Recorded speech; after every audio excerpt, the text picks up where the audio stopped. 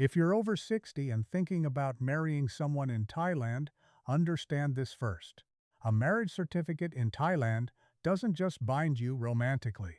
It binds you financially to every debt your spouse has ever accumulated, every loan their family has taken, every credit card their brother maxed out before you even met. I learned this at 72 years old when a debt collection agency called about £127,000 I supposedly owed. And that was just the beginning. My name is Stanley. I'm a retired civil servant from Swindon, and I spent 46 years managing local government finances with precision and caution, only to discover that the marriage certificate I signed in Pattaya made me legally responsible for £380,000 in family debt I never knew existed. I worked for Swindon Borough Council from 1975 until I retired in 2021. Started as a junior accountant, worked my way up to senior financial controller, spent my entire career managing budgets and ensuring public money was spent appropriately. I was good at it, meticulous. The kind of person who reconciled accounts to the penny, who caught discrepancies others missed, who built systems that prevented financial irregularities. My personal finances reflected that same discipline.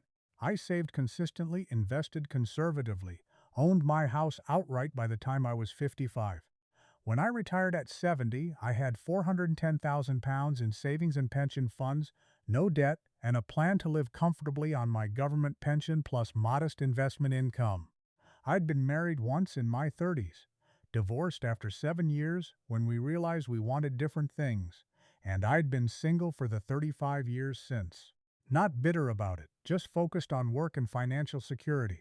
Retirement felt anticlimactic. I'd imagined freedom and leisure, but mostly I felt purposeless. The structure that had defined my adult life vanished overnight, and I didn't know what to do with myself. I'd never been someone with hobbies or passions outside work. I didn't golf, didn't have a workshop, didn't belong to clubs. I spent the first 6 months of retirement organizing my filing system, updating my financial spreadsheets, and walking around Swindon feeling increasingly invisible. My daughter suggested I travel, see some of the world I'd never had time to explore. She booked me a 2-week holiday to Thailand in December 2021, said the weather would be nice and it was affordable and I could finally relax. I arrived in Pattaya in mid-December. The package tour included a beachfront hotel in Jomtien, and while I found the heat oppressive and the crowds overwhelming, there was something appealing about being anonymous in a place where no one knew me as the careful accountant from the council offices. I could be anyone here. I spent most days reading by the pool or taking walks along the beach, and one afternoon I stopped at a restaurant near my hotel where a young woman named Pattaya worked as a server. She was 28, spoke excellent English, and when she learned I was traveling alone, she started sitting with me during her breaks to practice her English conversation. I enjoyed the attention, I'll admit. At 70, I'd gotten used to being ignored, and here was an attractive young woman who seemed genuinely interested in talking to me. Pattaya told me she worked 2 jobs to support her family. The restaurant during the day, and evenings she did administrative work at a law office in Pattaya. She'd studied law at a university in Bangkok but couldn't afford to finish her degree, so she worked as a legal secretary instead. Her father had died when she was young, her mother was ill, and she had 2 younger siblings still in school. The family responsibilities had derailed her education, but she was proud of supporting them. I found her ambition admirable, her English impressive, her situation sympathetic. When my 2 weeks ended, we exchanged contact information, and I promised to stay in touch. I returned to Swindon in January 2022, and the purposelessness felt worse after having 2 weeks of novelty. Pattaya and I messaged regularly on WhatsApp. She'd send photos of the beach, ask about England, tell me about her work. The conversations were pleasant, uncomplicated, and gave me something to look forward to each day. By March, we were video calling most evenings, and by April, she was saying she missed me and wished I'd come back to visit. I booked another trip for May, this time for a month rather than 2 weeks. That second visit changed things. Pattaya took time off work to spend days with me, showed me parts of Pattaya beyond the tourist areas, introduced me to street food and local markets. She was affectionate in ways I hadn't experienced in decades, holding my hand while we walked, kissing my cheek when we said goodnight, telling me I made her feel safe and valued. I was 71, she was 28, and I know how that looks. But it didn't feel predatory or transactional. It felt like companionship, like someone seeing value in me as a person rather than dismissing me as an elderly pensioner. When she suggested I consider moving to Thailand permanently, I didn't immediately reject the idea. What was waiting for me in Swindon? An empty house, long winter days, no family nearby, no social circle to speak of. Thailand offered warmth, affordability, and someone who wanted me around. The first time she asked for money was June. Her mother needed surgery, she said, and the government hospital had a 3-month waiting list, but a private hospital could do it immediately for 85,000 baht, roughly £2,000. I gave it without hesitation. It seemed reasonable, humanitarian, the kind of thing you'd do for someone you cared about. 2 weeks later, her brother's motorbike was stolen, and he needed a new one for his delivery job, another 45,000 baht. Then her younger sister needed money for university registration fees, 62,000 baht. Each request came with apologies and gratitude, and each time I told her not to worry, that I was happy to help. I moved to Pattaya permanently in August 2022, renting a 2-bedroom condo in Pratamnak Hill that cost 25,000 baht per month. Pattaya moved in with me immediately, which simplified things and felt like a natural progression of our relationship. She continued working at the law office but quit the restaurant job, said having me there meant she could focus on building her legal career rather than working 2 jobs. I was happy to support that. The money I'd brought from England went far in Thailand, and I felt like I was investing in a future rather than just spending down savings. The marriage conversation started in September. Pattaya said her family was traditional, that it looked inappropriate for her to be living with a foreign man without being married, that her mother was asking uncomfortable questions. She also mentioned that being married would simplify my visa situation, allow me to get a marriage visa rather than dealing with tourist visa runs every few months. It made practical sense, and emotionally I wanted the commitment. I'd spent 35 years alone. Having someone who wanted to marry me felt like a second chance I hadn't expected. We registered our marriage at the Pattaya district office in October 2022. The ceremony was simple, just the 2 of us and a translator who helped with the Thai paperwork. Pattaya seemed genuinely happy, took photos of us with the marriage certificate, sent them to her family, who she said were thrilled. What I didn't know, what I had no way of knowing, was that Pattari's family had been accumulating debt for years, and that Thai marriage law makes spouses jointly liable for debts incurred during the marriage and, in certain circumstances, for debts that existed before marriage. Pattaya worked as a legal secretary. She knew exactly how marital debt liability functioned under Thai law. She'd spent 5 months positioning me as someone with financial resources who cared about her family, someone who'd proven willing to give money when needed, someone naive enough about Thai legal structures to sign a marriage certificate without consulting a lawyer. The behavioral shift after marriage was subtle initially. Pattaya became busier with work, spent more evenings at the law office, came home later with explanations about urgent cases or demanding bosses. She was less affectionate, more distracted, responded to my questions with short answers. When I asked if something was wrong, she said she was just stressed about work and worried about her mother's health. I gave her space, assumed marriage was an adjustment for both of us, didn't push. What I interpreted as normal couple stress was actually her coordinating with her family about how to maximize the financial extraction now that the marriage was legally registered. November brought the first serious money request. Her younger brother had gotten into legal trouble, she said, something about a motorbike accident where he'd been at fault, and he needed 180,000 baht for legal fees and compensation to avoid criminal charges. That was roughly £4,200. I hesitated for the first time. That was significantly more than previous requests, and I was starting to notice a pattern where family emergencies seemed to occur with suspicious regularity. Patchery became emotional when I expressed concern, said I'd promised to help her family, that this was a genuine crisis, that her brother would go to jail if I didn't help. I gave the money. December saw two more substantial requests. Her mother needed additional medical treatment, 95,000 baht. Her sister needed money to cover living expenses at university because the scholarship she'd expected didn't come through, 78,000 baht. I was keeping track of the amounts in my financial records, and by the end of 2022, I'd given Patchery's family approximately £12,000 beyond the money I'd given before marriage.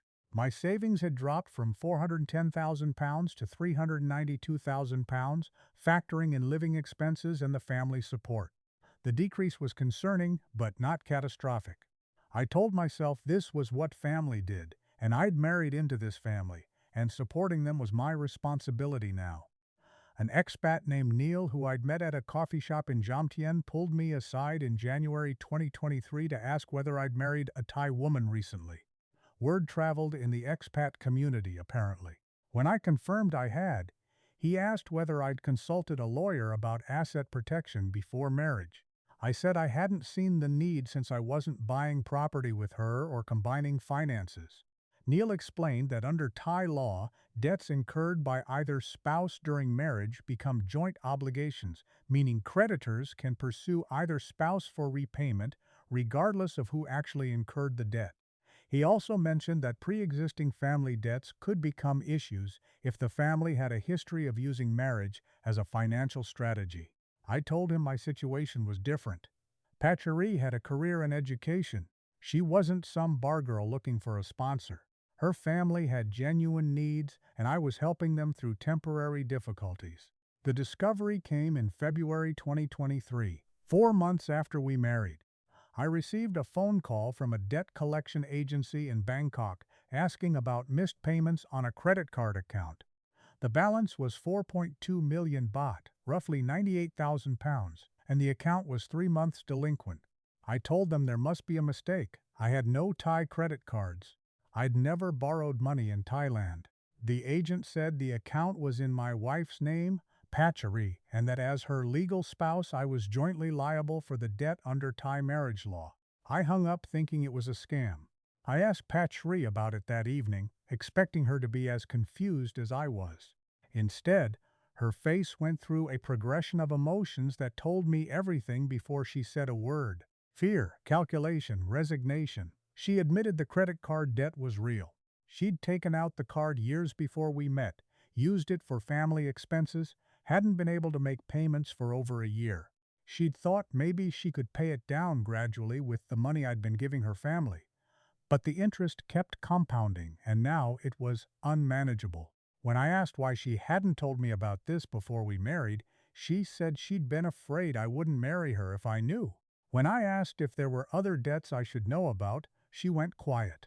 I spent the next day on the phone with Thai lawyers trying to understand my legal position. The first lawyer I spoke with confirmed that credit card debt incurred before marriage typically remains the individual's responsibility, but that once married, creditors often pursue both spouses because Thai courts allow it, and collection is easier when there are two potential sources of repayment. More concerning, he said that if I'd given Patchery money that she used to make partial payments on the debt, that could be interpreted as acknowledging joint responsibility. The second lawyer I consulted said that attempting to divorce her now wouldn't eliminate my liability for debts that accrued during our marriage, and that collection agencies were becoming more aggressive about pursuing foreign spouses because they were seen as having deeper pockets. I confronted Patchery that evening with a direct question: how much total debt existed that I didn't know about? She said the credit card was the biggest amount, but there were also some personal loans her mother had taken from informal lenders, and her brother had debts from gambling, and her sister had student loans that were in default. When I demanded exact figures, she said she didn't know precisely, maybe another 2 million baht beyond the credit card. That was another £47,000, bringing the total to £145,000 in debt I'd known nothing about when I signed the marriage certificate.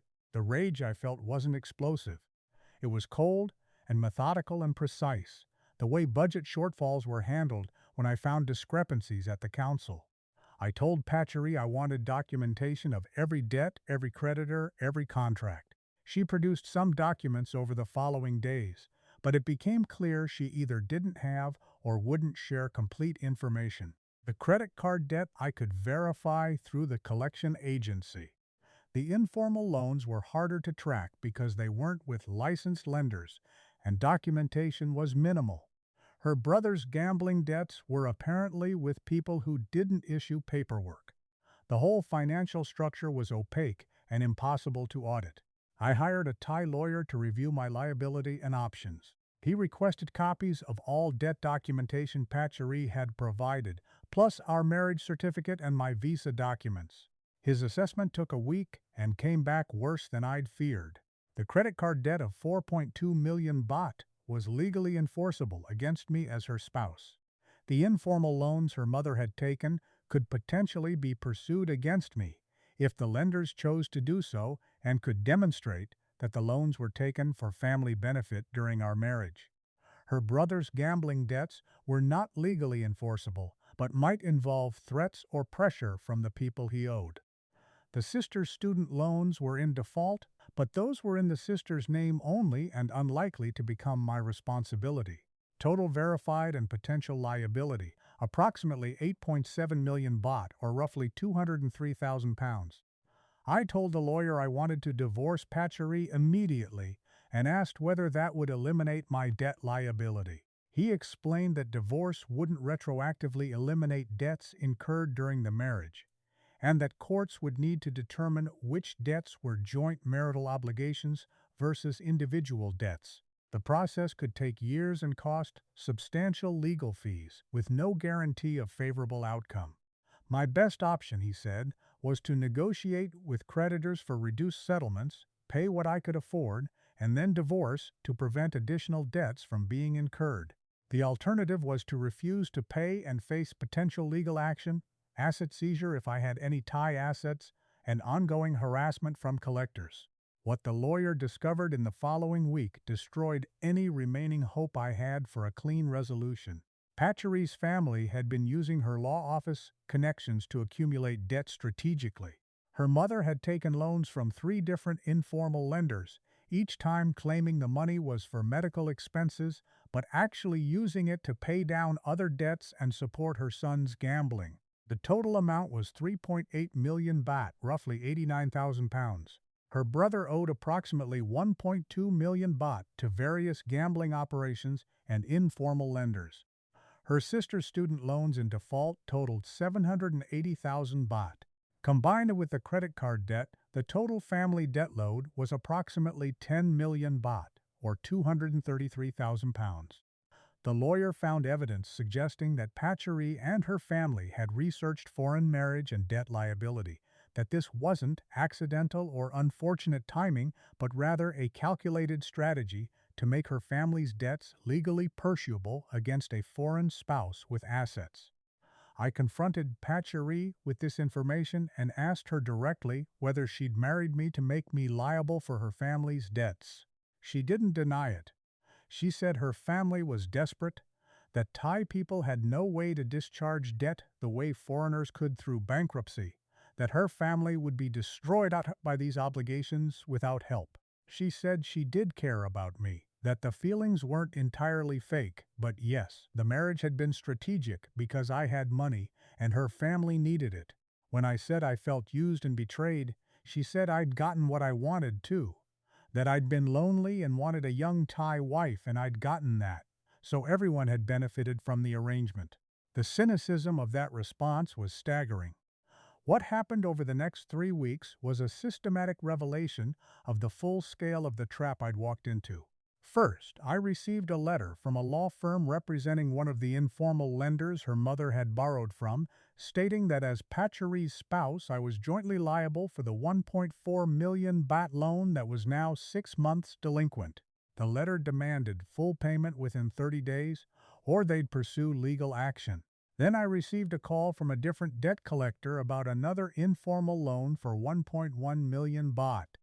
Then notification about the credit card company filing a civil suit for the 4.2 million baht balance.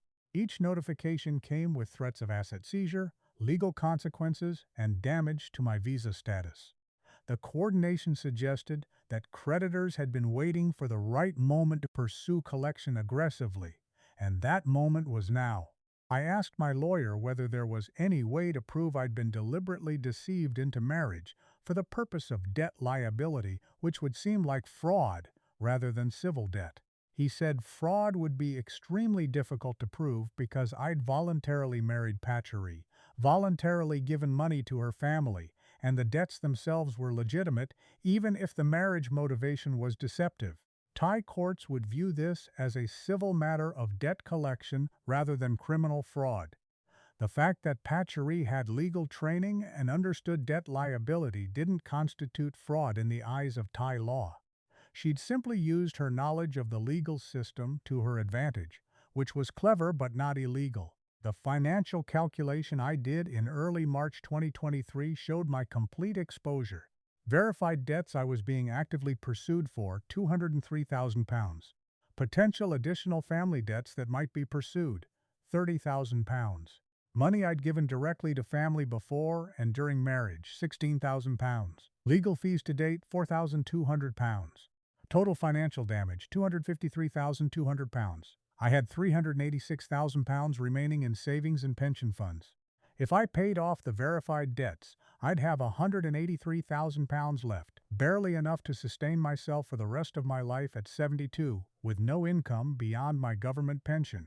If I refused to pay and fought the collections, I'd spend years in Thai legal system with mounting legal fees and no guarantee of avoiding liability anyway. I called my daughter in England and explained the situation. She was horrified, said I needed to leave Thailand immediately, that the debts weren't enforceable if I wasn't physically in Thailand and didn't have Thai assets. My lawyer confirmed this was partially true. If I left Thailand and didn't return, Thai creditors would have difficulty enforcing judgments against me in the UK. However, the judgments would exist, and if I ever returned to Thailand, I'd face immediate legal consequences. More concerning, the stress and harassment could continue even from abroad through phone calls, emails, and potential contact with my family in the UK. Leaving didn't eliminate the problem, it just relocated it. I negotiated settlements with the three main creditors over the following 6 weeks. The credit card company agreed to accept 2.8 million baht instead of 4.2 million if paid in a lump sum, roughly £65,000 instead of £98,000. The first informal lender accepted 900,000 baht instead of 1.4 million, roughly £21,000 instead of £33,000. The second informal lender accepted 750,000 baht instead of 1.1 million, roughly £18,000 instead of £26,000. Total settlement cost £104,000. Combined with the £16,000 I'd given the family directly and the £6,500 in legal fees, my total loss was £126,500. I had £283,500 remaining from my original $410,000. What I didn't learn until I was finalizing the divorce paperwork was that there were additional debts I hadn't been told about. Pachary's brother apparently owed money to a loan shark that was now making threats. That was another 2.1 million baht, roughly £49,000, that was beginning to be pursued through aggressive collections. Her mother had taken a loan from a cooperative bank that Pachary hadn't mentioned, another 850,000 baht or £20,000. Her sister had credit cards that were in default, 420,000 baht or £9,800. The true total debt exposure I'd married into was approximately 14.5 million baht or £338,000. If I'd stayed married and stayed in Thailand, I would have been pursued for the full amount eventually. I filed for divorce in May 2023. Pachary didn't contest it. She'd gotten what she needed, or at least a substantial portion of it. The divorce was finalized in July 2023. I left Thailand in August, flew back to England with whatever possessions fit in 2 suitcases, and moved into a rental flat in Swindon. The condo I'd been renting in Pattaya, I abandoned with a month's rent forfeited because I didn't want to spend another day in Thailand. The life I'd imagined building there was over less than a year after it began. The ongoing harassment continued for months after I returned to England. Debt collectors who'd somehow obtained my UK phone number calling at all hours demanding payment. Emails threatening legal action that could reach across borders. One collector threatened to contact my daughter. Another said they'd report me to UK authorities for fraud, which my solicitor in England said was an empty threat but was still frightening to receive. The psychological toll of being pursued by foreign creditors who didn't care about UK legal boundaries was more exhausting than the actual financial loss. The total financial damage, calculated with the precision of someone who'd spent 46 years managing budgets, came to exactly £162,300. The £104,000 in debt settlements, the £16,000 given directly to family, the £8,700 in legal fees between Thai and UK solicitors, the £12,400 in costs related to moving to Thailand and moving back including shipping, flights, visa expenses, and condo deposits, the £21,200 in additional expenses I hadn't initially counted related to furnishing the condo, buying a motorbike I had to abandon, and other setup costs. I had £247,700 remaining from my original £410,000. At 72, with only my government pension for income, I'd lost 40% of my life savings to a marriage that lasted 9 months. What haunts me isn't just the money, though that's devastating enough. It's how completely I failed to apply any of the professional skepticism I'd used for 46 years in my career. I'd built systems to detect financial irregularities, had caught fraud attempts against the council multiple times, had trained junior staff on warning signs of financial manipulation. Yet when it came to my personal life, I ignored every red flag. The requests for money that came with suspicious frequency, the lack of documentation for family debts, the quick progression from dating to marriage, the fact that Pattaya worked in a law office and would have known exactly how marital debt liability functioned. I saw all of it and rationalized all of it, because I was lonely and flattered and desperate for companionship. My daughter has tried to be supportive, but I can see the judgment in her eyes. She's too kind to say it directly, but I know she thinks I was foolish, that a man my age should have known better than to marry a woman 44 years younger after knowing her for less than a year. She's right, I was foolish, spectacularly, comprehensively foolish. I let desperation and vanity override judgment that should have been automatic after decades of professional financial oversight. I'm 72 years old. I live in a one-bedroom flat in Swindon that costs £775 per month. My government pension is £1,340 per month. After rent and living expenses, I have approximately £200 per month for discretionary spending. The £247,700 in remaining savings needs to last for however many years I have left, and at current rates of return and inflation fund, I'll be depleted by my mid-80s if I live that long. I worked for 46 years, saved diligently, retired with what should have been comfortable security, and destroyed it all in 9 months because I didn't understand that a marriage certificate in Thailand was fundamentally different from what it meant in England. Pattaya is still in Pattaya from what I can gather from social media before I blocked her. She appears to be in a relationship with another Western man, older, who has photos of them at restaurants and beach resorts. I thought about sending him a warning message, but what would I say that wouldn't sound like the bitter complaint of a rejected ex-husband? He'd have to learn the same way I did, or maybe his situation would be different, or maybe he'd be smart enough to consult a lawyer before signing any documents. The most painful part is realizing that Pattaya specifically targeted me because of my background. She didn't want someone wealthy. She wanted someone with moderate savings who seemed financially stable, someone who worked in a profession that involved trust and oversight, because those people tend to be bad at recognizing when they're being manipulated personally, even though they're good at detecting professional fraud. An accountant, a civil servant, a manager, someone who'd built a career on following rules and trusting systems. She'd identified me as the perfect mark, and she'd been absolutely right. I don't date. I don't socialize much. I spend my days reading, walking through Swindon, managing the budget I have left with the same precision I once used for the council. The difference is that now there's no career to look forward to, no retirement security, no sense that careful management will lead to stability.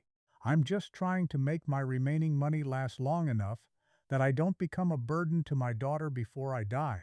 If you're considering marriage in Thailand, especially later in life, please understand that you're not just marrying an individual.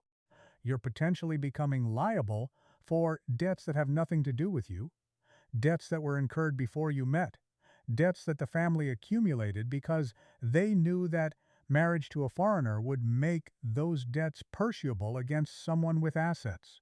Thai marriage law creates joint liability in ways that UK law doesn't, and creditors exploit that aggressively. Consult a lawyer before signing any documents. Get complete financial disclosure. Verify everything independently. Don't trust that love or good intentions will protect you from legal structures designed to maximize creditor recovery. I lost £162,300 in 9 months because I signed a marriage certificate without understanding what I was agreeing to legally. That certificate made me liable for debts I never incurred, for financial obligations I never knew existed, for family problems that had nothing to do with me. I thought I was entering a marriage. I was actually signing a debt assumption agreement that I never read and didn't understand until it was too late to back out without massive financial loss. The marriage certificate that was supposed to represent commitment and partnership instead became the legal instrument that destroyed my retirement security. I'm 72 years old, and I'll spend whatever years I have left managing the consequences of 9 months of catastrophic judgment. That's what I have left. The money is gone, the relationship was a lie, and the life I'd imagined in Thailand was never real. I'm just trying not to hate myself too much for being so thoroughly and completely deceived.